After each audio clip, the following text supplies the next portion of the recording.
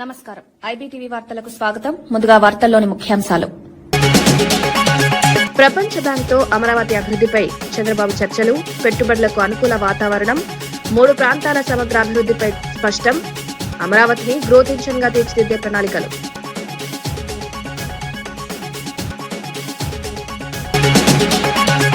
కేటీఆర్, హరీష్ పై పొంగులేటి తీవ్ర వ్యాఖ్యలు, అబద్దాలతో మభ్యలు పెడుతున్నారని విమర్శ, తప్పుడు ప్రచారంతో మళ్లీ అధికారంలోకి రావాలనే ప్రయత్నం, నిజాయితీతో రాజకీయాలు చేయాలని సూచన.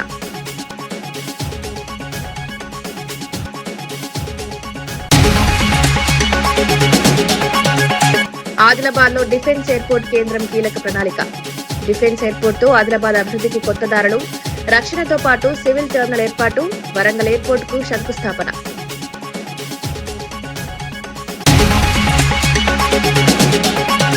హరీష్ రావుపై ఎంపీ కిరణ్ రెడ్డి ఘాటు వ్యాఖ్యలు, 10 ఏళ్ల పాలనను మర్చిపోయారని విమర్శ, బీజేపీ కూడా బీఆర్ఎస్ స్క్రిప్ట్ అనుసరిస్తోందని ఆరోపణ, మేనిఫెస్టో హామీలో 30% కూడా అమలు కాలేదని విమర్శ.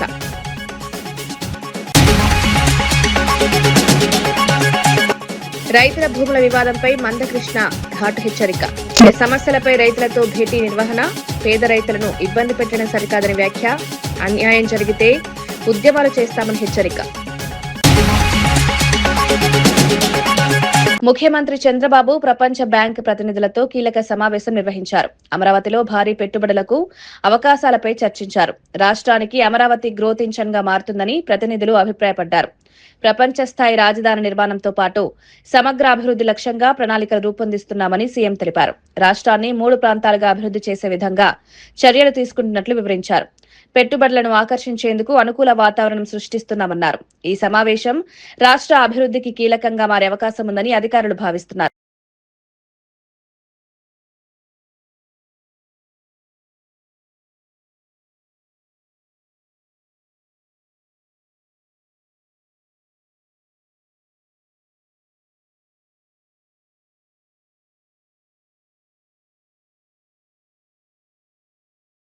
మంత్రి Nara Lokesh my TDP app లో ఉత్తమంగా పనిచేసిన టాప్ 10 కార్యకర్తలతో ఆత్మీయ భేటీ నిర్వహించారు. కష్టపడిన వారిని గుర్తించడం పార్టీ సిద్ధాంతమని తెలిపారు. కార్యకర్తల పనితీరే వారికి గుర్తింపు తీసుకొచ్చిందని అభినందించారు. పార్టీ కార్యక్రమాలను సమర్థంగా అమలు చేస్తే టీడీపీ శతాబ్దం పాటు కొనసాగుతుందన్నారు. పార్టీ సిద్ధాంతాలను ప్రజల్లోకి తీసుకువెళ్లాలని దిశానిర్దేశం చేశారు. యాప్ ను సమర్థంగా వినియోగించిన కార్యకర్తలను ఘనంగా సత్కరించారు.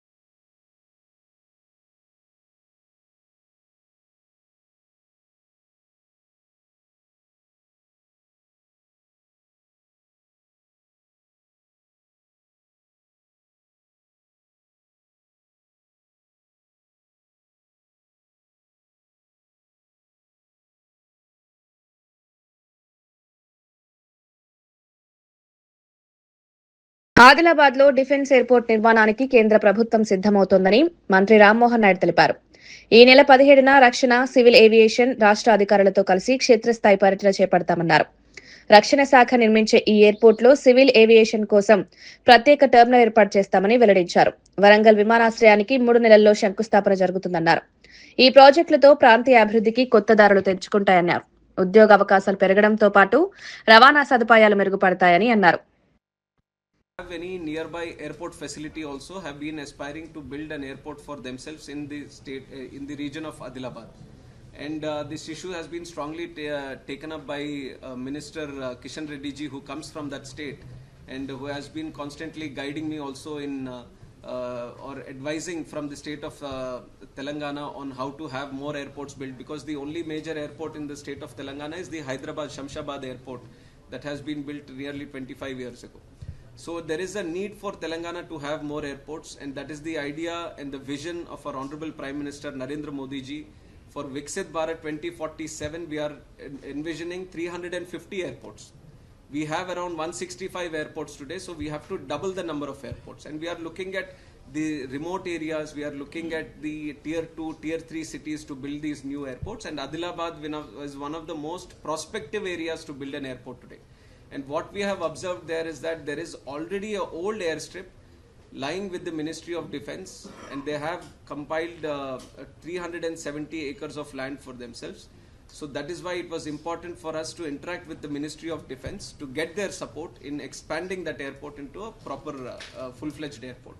So we are very thankful on behalf of the state of Telangana and people of Telangana that Rajnath Singh sir has extended full cooperation in building the airport, and all the necessary approvals also he has assured that we are in the interest of building an airport there.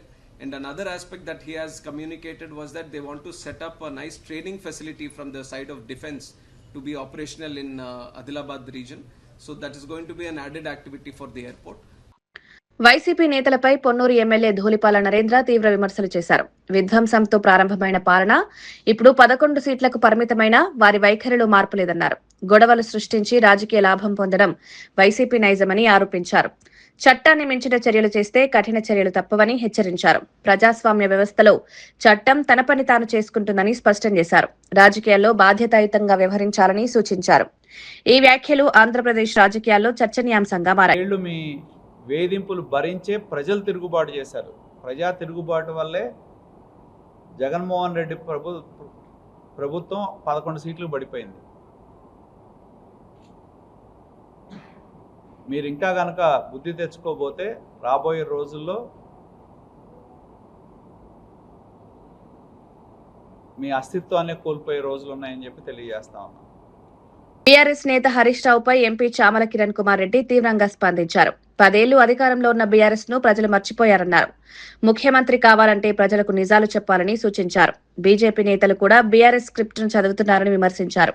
2014లో ప్రజలను తప్పుదోవ పట్టించి ఓట్లు పొందిన పార్టీలుగా BRS బీజేపీని పేర్కొన్నారు. మేనిఫెస్టోలో ఇచ్చిన హామీలలో కనీసం 30% కూడా అమలు చేయలేదని ఆరోపించారు. ఈ వ్యాఖ్యలు రాష్ట్ర రాజకీయాల్లో చర్చనీయాంశంగా మారాయి. ప్రజలకు ఏం చెప్పాలి? వాస్తవాలు చెప్పాలి. 2014లో 18లో మీరు ఇచ్చినటువంటి వాగ్దానాలు ముంచి మొదలు పెడదాం. ఎందుకంటే మీరు రోజు వచ్చి కాంగ్రెస్ పార్టీ 6 గ్యారెంటీల గురించి మీతో పాటు మీరు మాట్లాడినాక మీ స్క్రిప్టును దొంగలించి మీ స్క్రిప్టును దొంగలిస్తుర్రో మీరే షేర్ చేస్తుర్రో మా తర్వాత మీరు ప్రెస్ మీట్ పెట్టమని బండి సంజయ్ గారికి, బీజేపీ నాయకులకు, మీ బీ టీం పార్టీకి మీరు పొద్దున ప్రెస్ మీట్ పెడతారు, మధ్యాహ్నం తర్వాత అదే రైమ్స్ పాడడానికి వాళ్ళు వస్తారు. వాళ్ళు కూడా వచ్చి 6 గ్యారెంటీలు అంటారు. నేను ఇద్దరికి సమాధానం చెప్పదలుచుకున్నా ఇవాళ గ్యారెంటీల మీద. ఈ భారతదేశంలో గత కొన్ని ఏళ్ళుగా, అంటే మనం పోనీ 2014 తీసుకుందాం, ఎందుకంటే అప్పుడే బీఆర్ఎస్ పార్టీ వచ్చింది, అప్పుడే బీజేపీ పార్టీ వచ్చింది. ఇంక అంతకుముందు అంటే కాంగ్రెసే ఉంది కాబట్టి ఇంక నా గురించి నేను ఎందుకు చెప్పాలి, మా పార్టీ గురించి. 2014లో ప్రజలను తప్పుతో పట్టించి ఓట్లు వేయించుకున్న పార్టీలు ఏంటి? 2014 నుంచి ఈ రోజు వరకు అధికారంలో ఉన్నటువంటి బీజేపీ పార్టీ సెంట్రల్లో, 2014 నుంచి 2023కు ప్రజలు గమనించి, ప్రజలు గుర్తుపట్టి, ప్రజలు వాస్తవాలు తెలుసుకొని తరిమి కొట్టినటువంటి బీఆర్ఎస్ పార్టీ. 14-18లో మీరు ఇచ్చిన మేనిఫెస్టోలో 30% కూడా చేయలే మీరు. ఎందుకంటే అప్పుడున్న కేసీఆర్కి ప్రజలకు ఇవన్నీ అవసరమారా? పైసలు ఇచ్చి కొనుక్కోవాలి, దాచుకోవాలి, దాచుకునేది తీసి కొన్ని ఇచ్చి కొనుక్కోవాలి తప్ప వీళ్ళకి ఇవన్నీ చేస్తాంరా, చెప్పేది ఒకటి చేసేది ఒకటి ఉంటుంది, గిట్లా చేస్తే మనం ఏడుంటాం రా అని చెప్పి ఓవర్ కాన్ఫిడెన్స్ తోటి రెండోసారి కూడా అధికారంలోకి వచ్చారు. మంత్రి పొంగులేటి శ్రీనివాసరెడ్డి బీఆర్ఎస్ నేతలపై తీవ్ర వ్యాఖ్యలు చేశారు. కేరళ ఎన్నికల ప్రచారంలో ఉన్న సమయంలో తనపై అసత్య ప్రచారం చేశారని ఆరోపించారు. అబద్దాలు, డ్రామాలతో ప్రజలను మభ్యపెట్టే ప్రయత్నం చేస్తున్నారని మండిపడ్డారు. మళ్లీ అధికారంలోకి రావాలని ఆశతో తప్పుడు ప్రచారం చేస్తున్నారని విమర్శించారు. కేటీఆర్, హరీష్ రావు నేతృత్వంలోని బృందం ప్రజలను తప్పుదోవ పట్టిస్తోందన్నారు. రాజకీయాల్లో నిజాయితీ అవసరమని సూచించారు.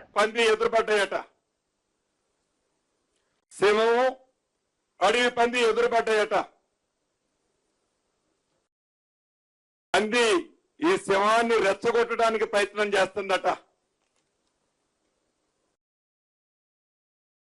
నువ్వేం చేయలేవు, నువ్వు వచ్చేయలేవు, నువ్విచ్చేయలేవు, నువ్వు ఎత్తుగా లావుగా ఉన్నావు అని ప్రేరేపణలు పేలుతుందట. పేలి పేలి పేలి శవానికి ఒక స్టేజ్ లో కోపం వచ్చిందట. వస్తే శవం 2 అడుగులు ముందుకేసేసరికి ఈ అడవి పంది పక్కనే ఒక పెద్ద గుంట ఉందట, బురద గుంట. పోయి ఆ బురద గుంటలో పోయి మొత్తం ఆ బురద మూసుకొని వచ్చి ఇప్పుడు రమ్మంటుందట. అంటే అది బురద రాసుకుంటే ఆ బురద శవం రాసుకుంటది. 10 సంవత్సరాల్లో ఏవైతే ఈ రాష్ట్రాన్ని కొల్లగొట్టి ఆ బురదని ఈ ప్రభుత్వానికి అంటగట్టాలని ఎంత తాపత్రయపడుతుందో. మాజీ స్పీకర్ తమ్మినేని సీతారాం అమరావతి రాజధాని అంశంపై సంచలన వ్యాఖ్యలు చేశారు. ప్లాన్ బి మావిగన్ను అమలు చేస్తే ప్రపంచ స్థాయిలో పోటీ పడగలమన్నారు. అమరావతికి ఖర్చు చేస్తున్న మొత్తంలో కొంత భాగం మావిగన్ కు వెచ్చిస్తే అది నెంబర్ 1 రాజధాని అవుతుందని పేర్కొన్నారు. అప్పుల్లో ఉన్న రాష్ట్రంపై మరింత భారం మోపడం సరికాదని విమర్శించారు. ఈ విషయంలో ప్రభుత్వం సరైన ఆలోచన చేయడం లేదన్నారు. ఒక ప్రతిపక్ష రాజకీయ పార్టీగా మా బాధ్యత ఏంటి? సులభతరంగా మీరు పూర్తి చేసుకోగలిగే పరిస్థితి కల్పిస్తుంది.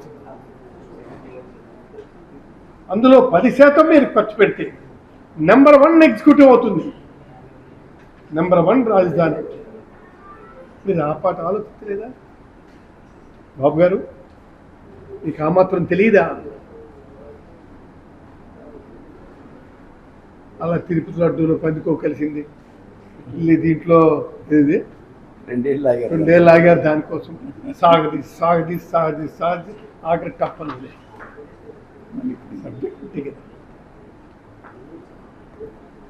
విషయం ఏదైనా ఉంటే కదా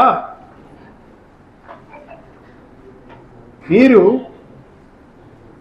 అది కానప్పుడు plan B is an excellent proposal for you. తర్వాత మీ ఇష్టం. ప్రభుత్వం ఈ పరిస్థితుల్లో ఉన్నాయి. అప్పులే ఇప్పుడు 3,050 కోట్ల పైన ఉన్నాయి కదా, 3,52,000 కోట్లు ఉన్నాయి కదా. ఈ అప్పులకు తోడు ఇదొకట. కునికే ఇప్పుడు కునికే నక్క మీద తాటికాయ పడినట్టుగా ఇదొకటే. ఇంకెంత తెస్తారో తెలియదు. అందుకు మావిగాన్పై ప్రజలు, మేధావులు, విద్యావంతులు, పాత్రికేయులు, మహిళలు, విద్యార్థులు అందరూ కూడా యునానిమస్గా ఆలోచించి మావిగాన్ని సెలెక్ట్ చేసుకోండి అని చెప్తున్నారు. రైతుల హక్కులకు భంగం కలిగితే సహించబోమని మందకృష్ణ మాదిగ స్పష్టం చేశారు. అమీన్పూర్ మండలం ఐలాపూర్ గ్రామంలోని భూ వివాదాన్ని పరిశీలించి రైతులను పరామర్శించారు. సర్వే నెంబర్లు 1 నుండి 220 వరకు ఉన్న 1,265 ఎకరాల భూమిపై సమస్యలు కొనసాగుతున్నాయన్నారు. పేద రైతులను హైడ్రా ఇబ్బంది పెట్టడం సరికాదని మండిపడ్డారు. ప్రభుత్వ యంత్రాంగం రైతుల పక్షాన నిలవాలని సూచించారు. భూముల విషయంలో అన్యాయం జరిగితే పెద్ద ఎత్తున ఉద్యమాలు చేస్తామని హెచ్చరించారు. ఏ నిర్ణయం తీసుకోదలుచుకున్నా అది రైతులను, ప్రజలను భయభ్రాంతులు చేసే విధంగా ఉండకూడదని, అది హైడ్రా అయినా హైడ్రా నిబంధనల పరిధిలోనే భయభ్రాంతులు గురిగాని పద్ధతిలోనే వ్యవహరించాలని, రెవెన్యూ డిపార్ట్మెంట్ కూడా కోర్టు పరిధిలో ఉండబడే వివాదాస్పద భూముల అంశాలని అంతిమంగా పూర్తి తీర్పు వచ్చేంత వరకు సంయమనం పాటించాలని నేను ముఖ్యంగా రాష్ట్ర ముఖ్యమంత్రి గౌరవ రేవంత్ రెడ్డి గారికి విజ్ఞప్తి చేస్తున్నా, గుర్తు చేస్తున్నా. తెలంగాణలో భూముల దోపిడీ జరుగుతోందని బీఆర్ఎస్ నేత ఆర్ఎస్ ప్రవీణ్ కుమార్ ఆరోపించారు. గుట్టలు, భూములు ప్రైవేట్ కంపెనీలకు వెళ్లిపోతున్నాయన్నారు. లక్షల కోట్ల విలువైన ఆస్తులు కొద్ది సంస్థల చేతుల్లోకి వెళ్తున్నాయని విమర్శించారు. ప్రజల భవిష్యత్తుకు చెందిన సంపదను కాపాడాల్సిన అవసరం ఉందన్నారు. ప్రభుత్వంపై తీవ్ర విమర్శలు చేస్తూ పారదర్శకత అవసరమని సూచించారు. కీళ్ళ నొప్పులున్నా, కాళ్ళ నొప్పులున్నా గుట్టల మీద మట్టి మొత్తం కూడా ఊపిరితిత్తుల్లో పీల్చుకొని గుట్టల బీమారి తెచ్చుకొని ఆంధ్ర పెత్తందారులు ఎంత ఇబ్బంది పెట్టినా తరతరాలుగా ఎంత దోపిడీ చేసినా కూడా కడుపులో పెట్టుకుంటూ మౌనంగా ఆరోధిస్తూ తెలంగాణ డెవలప్ చేసుకున్న తెలంగాణ ప్రజలారా, ఈరోజు మన గుట్టలు పిండి అవుతున్నాయి. ఈరోజు మన గుట్టలు పిండి అవుతున్నాయి. ఈరోజు మన గుట్టలు దోపిడీకి గురవుతున్నాయి. మన భూములు దోపిడీకి గురవుతున్నాయి. తెలంగాణ ప్రజల భావితరాలకు చెందాల్సిన లక్షల కోట్ల ఆస్తి రాఘవ కన్స్ట్రక్షన్ జోబుల్లోకి పోతున్నది. మెగా కన్స్ట్రక్షన్ జోబులోకి పోతా ఉన్నది. ఇంకెంతో బడబడా కంపెనీల జోబులోకి పోతా ఉన్నది. ఇలా డీజిల్తో నడుస్తున్న జనరేటర్లు ఏవేవి కొత్వాల్గూడ ఏరియాలను అడిగితే మాకు వచ్చిన reply, assistant director mines and geology నుంచి వచ్చిన reply, Bhagat Singh stone crusher, Parameshwar Singh stone crusher, unnamed stone crusher, Raghava constructions, Shri Sai mines, great India mining private limited. 4వ నెంబర్లో Raghava construction, survey number 63, Kothwalguda, mandal Shamshabad, Rangareddy, working on generator. This is not my కవిత్వం, this is AD mines and geology ఇచ్చిన కవిత్వం. ఆయన ఇచ్చిన notice ఇది, ఆయన ఇచ్చిన రిప్లై. ఇప్పుడు చెప్పండి శ్రీనివాస్ రెడ్డి గారు, మీకు సంబంధం లేదా కొత్వాల్గూడ మైన్స్? ఎంతసేపు మీరు హరీష్ రావు గారిని, కేటీఆర్ గారిని, కేసీఆర్ గారిని, బీఆర్ఎస్ పార్టీని నిందిస్తున్నారు కదా, ఇప్పుడు మీరు చెప్పండి ఆధారాలు మేము ముందర పెట్టినాం, రండి ఇప్పుడే ఇక్కడే చాయ్ తాగిపోదాం అక్కడికి అమరవీరుల స్తూపం దగ్గరికి. ఇన్ని ఆధారాలు ఉండి ఇవన్నీ బయట పెట్టిన తర్వాత కూడా మీరు ప్రజలను మళ్ళీ బోర్డులు మారుస్తూ తప్పుదో పట్టిస్తుంటే మీరు ఎట్లా కూర్చుంటున్నారండి?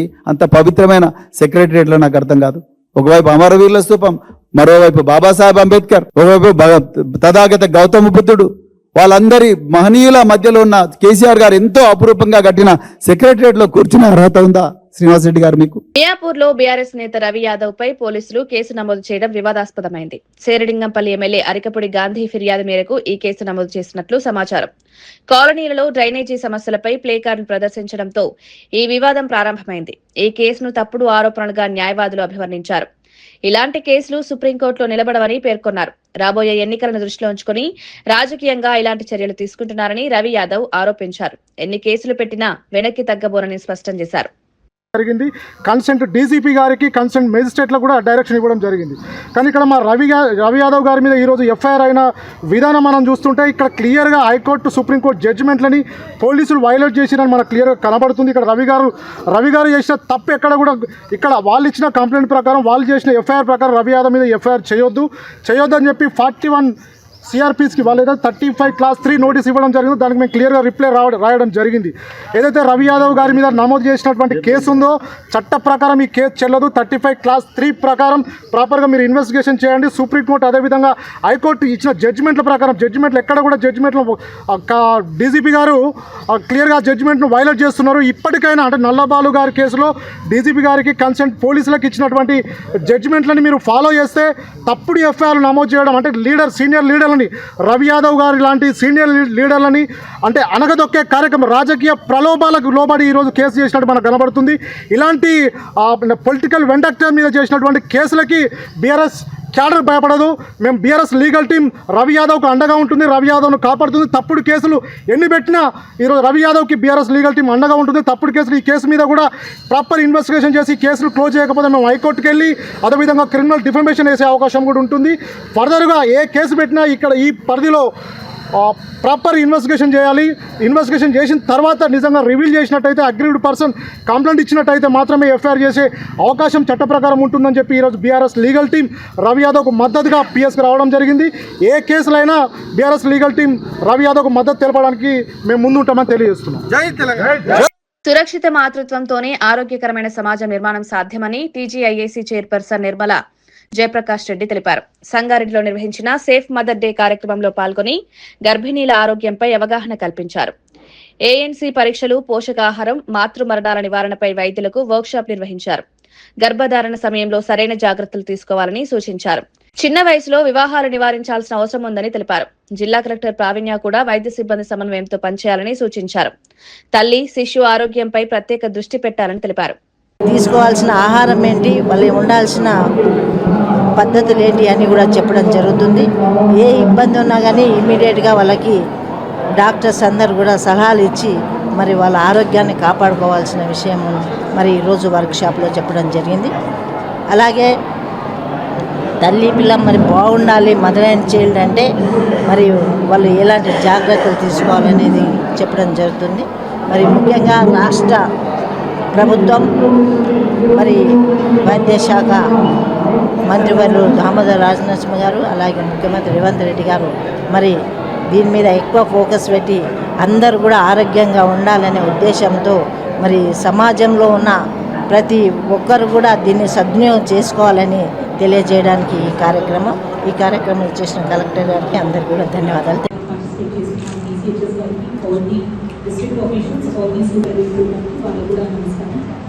ఈరోజు మనము చూసుకుంటే మెయిన్ ఆస్పెక్ట్స్ ఒకటి యాంటీనేటల్ చెకప్స్ మీద మనము ఫోకస్ చేసుకోవాలి. ఈ యాంటీనేటల్ చెకప్స్ మనకి ఆశా అండ్ ఏఎన్ఎం నెట్వర్క్ చాలా స్ట్రాంగ్ ఉంది. వాళ్ళు చేస్తున్న రెగ్యులర్ ఎవ్రీ ట్రైమిస్టర్ వాళ్ళు చేస్తున్న చెకప్స్ వాళ్ళు పిఎల్సీకి ఇవైతే తీసుకొస్తున్నారు. That is the crucial stage at which majority of the cases can be avoided in to high risk కానీ ఆర్ అర్లీ డిటెక్షన్ ఉంటేనే they will be able to take corrective action at the right time. 100% tracking of every women డిస్ట్రిక్ట్లో, రూరల్లో అవ్వచ్చు, అర్బన్లో అవ్వచ్చు, 100% of the women who are pregnant they should be tracked by our health system.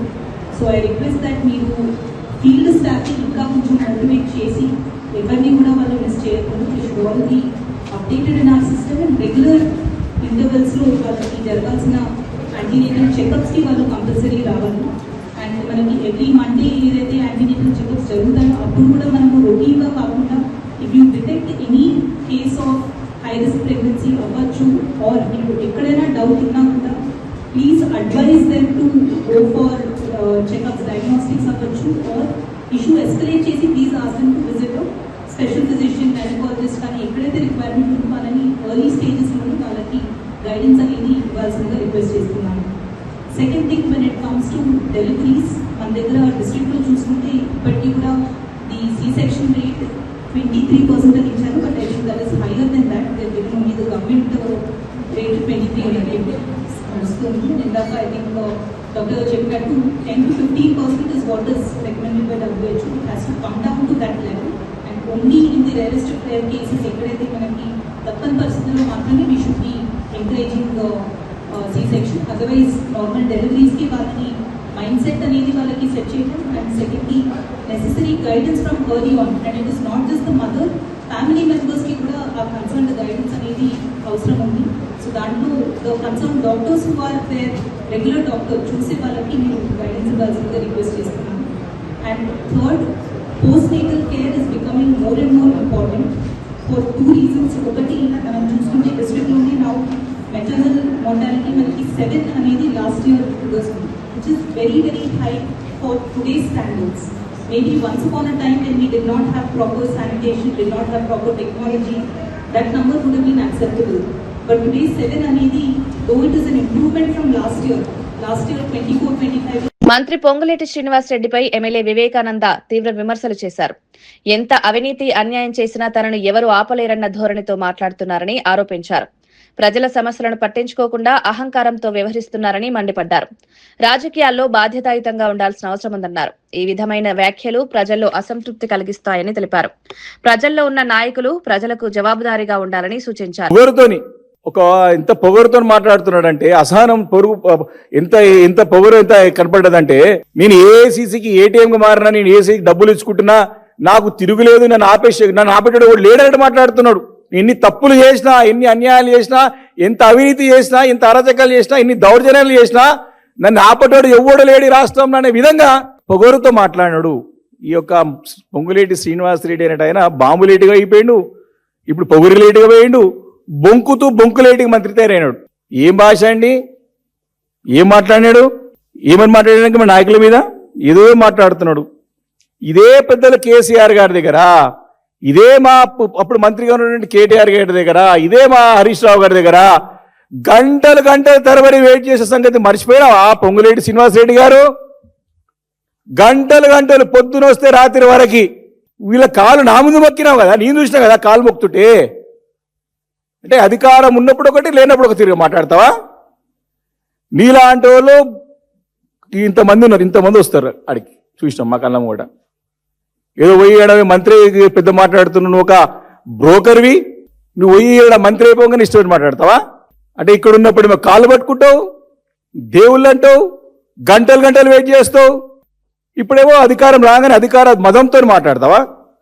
కాబట్టి మొత్తం ఈరోజు స్పష్టంగా అసెంబ్లీలో 28 తారీఖున మార్చ్ 28 రోజు మైండ్స్ ఒక పద్దుల మీద అంటే ఇండస్ట్రీస్ పద్దుల మీద మాట్లాడేటప్పుడు మా party ఉపనాయకులు legislative party ఉపనాయకులు Harish Rao గారు స్పష్టమైన ఆధారాలతో పాటు స్పీకర్ గారు అంటే అందరి సభ ముందు తన యొక్క కంపెనీ అవినీతిని బయట పెడితే నీ ముందే కదా మాట్లాడింది. ఆ రోజు మేము కూడా ఉన్నాం కదా, నీ ముందే కదా ఆ రోజు హరీష్ రావు గారు అన్ని బయట పెడితే సమాధానం చెప్పలేక పోయి మంత్రులందరితో ప్రలోభపడి వాళ్ళందరితో ప్రధేయపడి ముఖ్యమంత్రి గారి దగ్గర పోయి వాళ్ళతో చెప్పించుకొని దమ్ము లేదా 28 తారీఖు మాట్లాడితే ఈరోజు 8వ తారీఖు 12 రోజుల తర్వాత దాదాపు 10-12 రోజులు 11-12 రోజుల తర్వాత ఈరోజు బయటకు వచ్చి మాట్లాడుతున్నావే. ఆధారాలతో పాటు అవసరం అనుకుంటే మావి తప్పైతే మమ్మల్ని ఉరి తీయండి, దేనికైనా సిద్ధమని చెప్పేసి మేము ఛాలెంజ్ చేసినాం. ఆ రోజు హరీష్ రావు గారు సమానం లేదా రోజు నీకు తప్పించుకో రాత్రికి ఫ్లైట్ ఎక్కి కేరళ వెళ్ళిపోయినావు. పోతే ఏంది ఇక్కడ అంతా మంత్రులందరితో ఏం చెప్పిస్తావు? రాఘవ కన్స్ట్రక్షన్స్ ఎవరిదని చెప్పించినావు? ఎవరిదో ముఖ్యమంత్రి గారు సభలో ఆన్ రికార్డ్ రాఘవ కన్స్ట్రక్షన్స్ కి పొంగులేటి శ్రీనివాస్ గారికి ఇదే బొంకులేటి శ్రీనివాస్ రెడ్డికి ఏం సంబంధం అండి అన్నాడు. ఏదో దూర బంధువు రెడ్డి అయినంత మాత్రాన కలుస్తారు, ఆ చుట్టరికరం కలుస్తుంది, ఎక్కడ చుట్టరికరం దూరం చుట్టరికరం కలుస్తుంది కానీ ఆయనకి ఏం సంబంధము అన్నాడు. ఇంతకంటే దిగజారుడు ఇంతకంటే సిగ్గుచేటే పని ఉంటుందా? ఈరోజు వచ్చి దానికి అంత కూడా వివరణ ఇస్తా ఉన్నారు. ఈరోజు అంటే ఆ రోజు అసెంబ్లీలో ఒక మాట, ఈరోజు ఒక మాట. ఆ రోజు తప్పించుకుపోయింది బీఆర్ఎస్ పార్టీ కాదు, మేము కాదు. తోక ముడుచుకొని దొంగలేక పారిపోయిన ఆ రోజు పొంగిరెడ్డి శ్రీనివాసరెడ్డి కేరళకు అని చెప్పి చెప్తానని దొంగలేక పారిపోయిన రోజు. నల్గొండ జిల్లా మాన్యం చెల్కల్లో నూతనంగా నిర్మించిన పట్టణ ప్రాథమిక ఆరోగ్య కేంద్రాన్ని మంత్రి కోమటిరెడ్డి వెంకటరెడ్డి ప్రారంభించారు. 2 కోట్ల రూపాయల వ్యయంతో నిర్మించిన ఈ భవనం ద్వారా పేద ప్రజలకు నాణ్యమైన వైద్య సేవలు అందించడమే లక్ష్యమన్నారు. ఉచిత వైద్య సేవలను మరింత విస్తరించేందుకు ప్రభుత్వం కృషి చేస్తోందని స్పష్టం చేశారు. ప్రతి కుటుంబానికి ఆరోగ్య భద్రత కల్పించే దిశగా చర్యలు కొనసాగుతున్నాయన్నారు. గ్రామీణ ప్రాంతాల్లో వైద్య సదుపాయాలు మెరుగుపడతాయని పేర్కొన్నారు. ఈ కేంద్రం ప్రారంభంతో స్థానికులకు ఆరోగ్య సేవలు చేరువయ్యాయి. అంతా ఓల్డ్ ఏజ్ వాళ్ళు, ప్రెగ్నెంట్ లేడీస్ రోజు 40-50 మంది వస్తున్నారు, ఇబ్బందిగా ఉందని చెప్పి చిన్న రూమ్లో డాక్టర్ గారు నాకు చెప్పినప్పుడు నాకు ఆలోచన వచ్చి జైల్స్ డీజీపీ మన సౌరభ్ మిశ్రా గారిని కన్వీన్ చేసి జైళ్ళలో జైలు వాళ్ళు ఒక యార్డు కూడా ల్యాండ్ చేయరు, అలాంటిది నాకు కన్వీన్ చేసి ఈ పరిస్థితి దాదాపు 40,000 మందికి 13 బిలియన్లలో ప్రైవేట్ హెల్త్ సెంటర్ కట్టాలనుకుంటున్నాం అని చెప్పినప్పుడు వారు కూడా సెక్రటరియట్లో నా ఛాంబర్కి వచ్చి ఇమీడియట్గా ఆర్డర్లు ఇవ్వడం చాలా సంతోషం. ఈరోజు అక్కడ పిఎస్సిలో రెండర్ రూమ్లో ఉన్నప్పుడు. వార్తలు ముగించే ముందు ముఖ్యాంశాలు మరోసారి. ప్రపంచ బ్యాంక్తో అమరావతి అభివృద్ధిపై చంద్రబాబు చర్చలు, పెట్టుబడులకు అనుకూల వాతావరణం, 3 ప్రాంతాల సమగ్ర అభివృద్ధిపై స్పష్టం, అమరావతిని గ్రోత్ ఇంజన్ గా తీర్చిదిద్దే ప్రణాళికలు.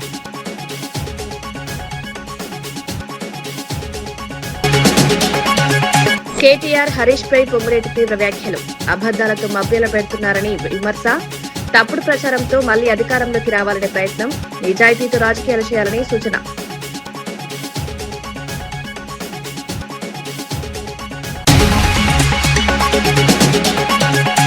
ఆదిలాబాద్ లో డిఫెన్స్ ఎయిర్పోర్ట్ కేంద్రం కీలక ప్రణాళిక.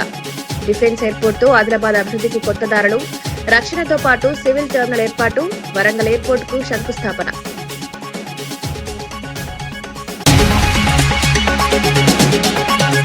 హరీష్ రావుపై ఎంపీ కిరణ్ రెడ్డి ఘాటు వ్యాఖ్యలు, 10 ఏళ్ల పాలనను మర్చిపోయారని విమర్శ, బీజేపీ కూడా బీఆర్ఎస్ స్క్రిప్ట్ అనుసరిస్తోందని ఆరోపణ, మేనిఫెస్టో హామీల్లో 30% కూడా అమలు కాలేదని విమర్శ.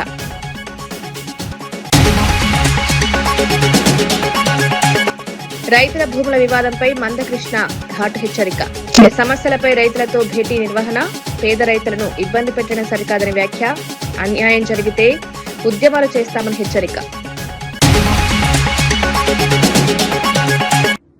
ఇవి ఈనాటి వార్తా విశేషాలు. మరో బులెటిన్లో మళ్ళీ కలుద్దాం. నమస్కారం.